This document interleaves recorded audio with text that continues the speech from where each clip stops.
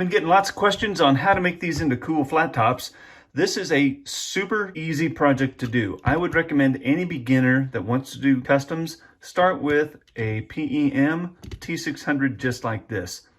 First thing you want to do is drill out this rivet here, 1 and 2. This will let you remove the cab from the frame, and then all you'll have is this chassis you can recycle or do something else with as you wish. Step 1 is done. The bumper comes off immediately because it is held on with that rivet that you can put back on this frame or glue to it if you choose another frame.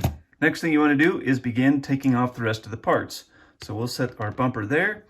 Your grille is just setting in behind this die cast right here. Your headlights on both sides are held in with plastic pins that can be pushed out, just like so. And I am using a sharpened screwdriver to push those out. Set those off to the side and we'll continue on. The fuel tanks come out easily enough and the bottom separates easy.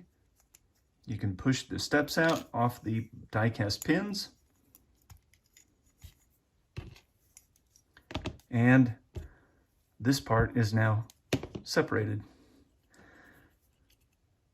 The interior slides out. If the windscreen does not come out easy, make sure that the plastic pins from the mirrors are shaved smooth.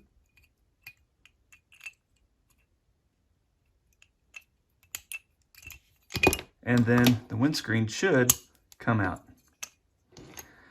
If your truck still has the mirrors, you can push those out by going in through one of the windows.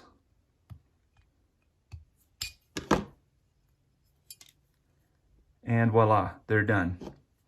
And your exhaust would be the same. Now you're ready to do the next steps.